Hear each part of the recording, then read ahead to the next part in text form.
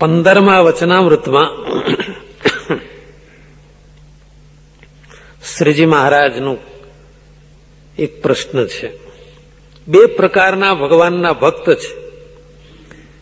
એકને ભગવાનના વિશે, ભગવાન ઉપર અત્યંત પ્રેમ છે, ભગવાન સિવાય ક્ષણ માત્ર રહેવાતું નથી. અને બીજો ભક્ત છે એને આત્મનિષ્ઠા અને વૈરાગ્ય અને પ્રેમ છે.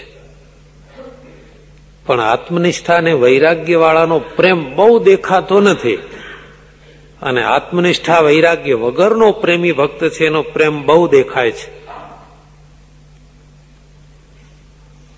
તો આ બે ભક્તમાંથી કયો ભક્ત શ્રેષ્ઠ છે?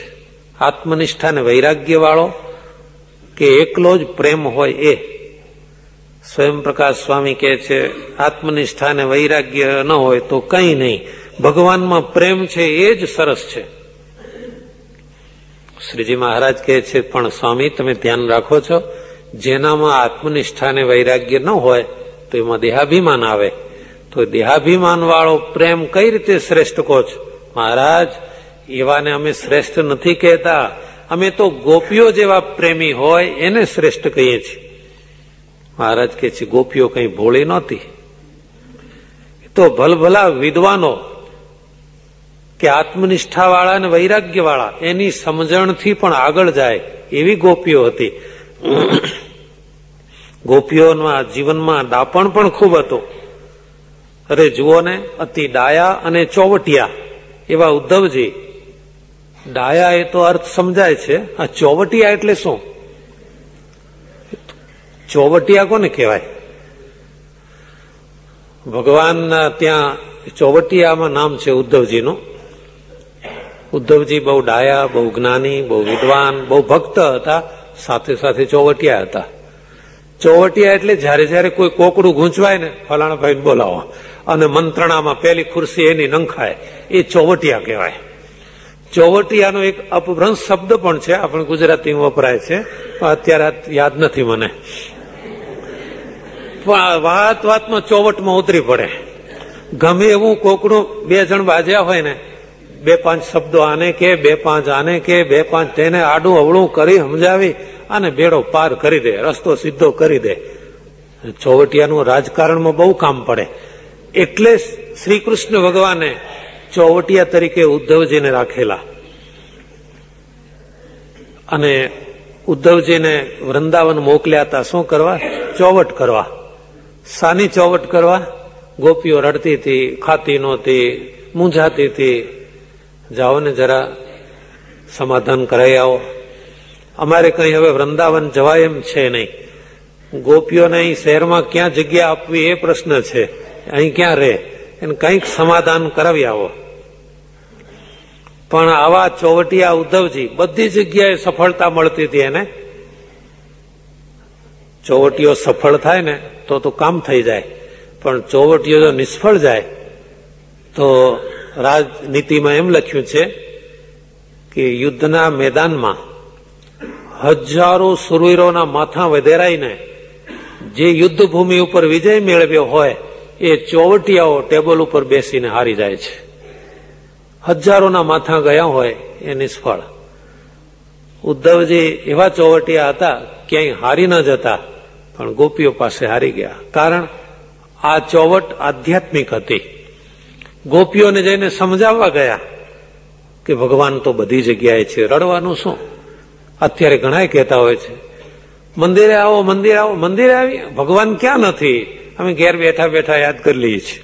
ત્યારે એમ લાગે ખરા ચોવટિયા નીકળ્યા. ઉદ્ધવજી ગોપીઓને સમજાવવા ગયા કે ભગવાન તો સર્વત્ર છે, એમાં રડવાનું શું? પણ ગોપીઓએ જે જવાબો આપ્યા એનાથી ઉદ્ધવજી ગદગદ કંઠે થઈ ગયા, રડી પડ્યા.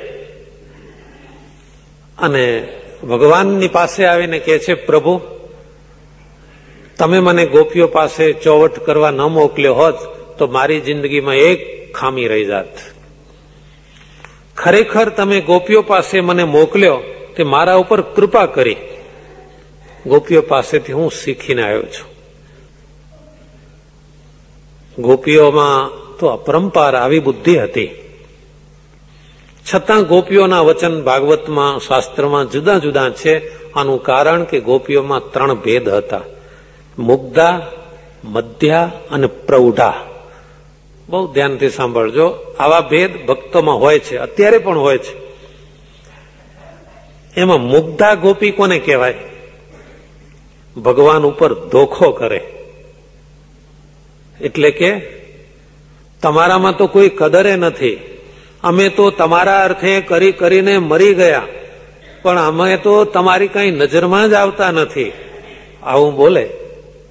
ભક્તિ કરે, સેવા કરે, સત્સંગ કરે, પણ ક્યારેક ક્યારેક આવી વાણી કાઢી જાય તો એને મુગ્ધા સમજવાના. અને વધુ છંછેડાય તો ભગવાન સાથે એવી રીસથી વચનો ઉચ્ચારે કે આપણને એમ લાગે કે હમણાં વિમુખ થઈ જશે. આવા વચન શાસ્ત્રમાં કોઈ ગોપીના સાંભળવા મળે તો એ મુગ્ધા ભેદની ગોપી છે. અને જે મધ્યા હોય એ ભગવાન સામે ક્રોધ ન કરે, તોછણા વચન ન બોલે, પણ યુક્તિથી પોતાનું થોડુંક સ્વાર્થ સિદ્ધ કરી દે અને ભેગું ભગવાનનું ગમતું પણ કરે તો સમજી લેવું કે એ મધ્યા. આવા ગોપીઓમાં ભેદ છે એટલે ભક્તમાં હોય. એકવાર ઉનાળાના દિવસો હતા. સ્વામિનારાયણ ભગવાને નક્કી કર્યું કે બધા ચાલીને જ જવાનું છે. તો સુરા ખાચરને એમ થયું માથે ધોમ ધકે છે અને આ બધું ચાલવાનું. એટલે ગામના હરિભક્તને કહે છે આવા તાપમાં આપણે તો ચાલીએ, વાંધો નહીં, આપણે તો મહારાજને રાજી કરવા છે.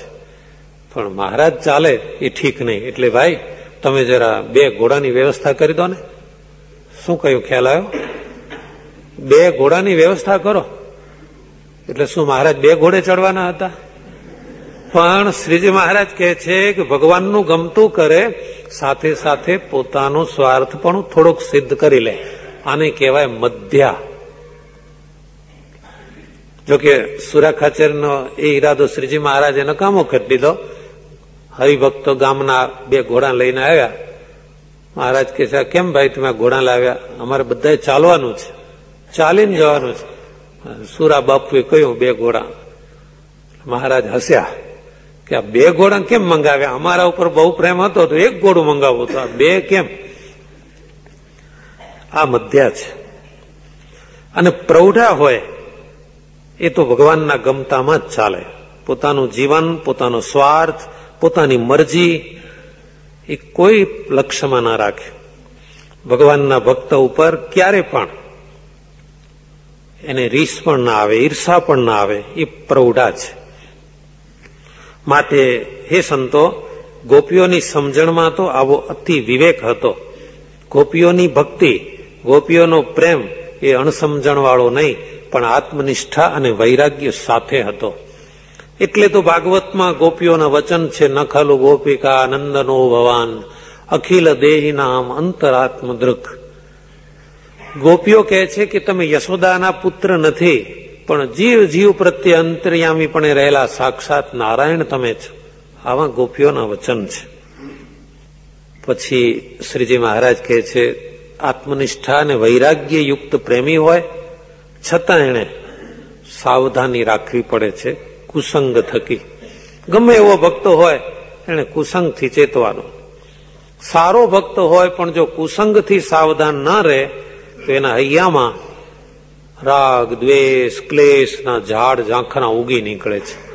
જેમ ખારો પાટ હોય એમાં કોઈ ઝાડ ઉગતું ન હોય, પરંતુ જયારે પાણીની રેલ આવે તો મીઠા પાણીની રેલ સાથે કાંપ ખેંચાઈ આવે માટી, અને એમાં કેટલાય ઝાડ ઝાંખરાના બીજ પણ આવે અને ઝાડી ઝાંખરા ઉગી નીકળે. એ જ રીતે ભક્તનું અંતઃકરણ એવું હોય કે જગતના ઝાડી ઝાંખરા એમાં ઉગે નહીં, પરંતુ જો કુસંગરૂપી રેલ આવે હૈયામાં તો કેટલાય ઝાડી ને ઝાંખરા, કાંટા, કાંકરા અંદર ઉગી નીકળે છે. માટે કોઈ પણ ભક્ત હોય એમણે કુસંગ થકી સદાય સાવધાન રહેવાનું.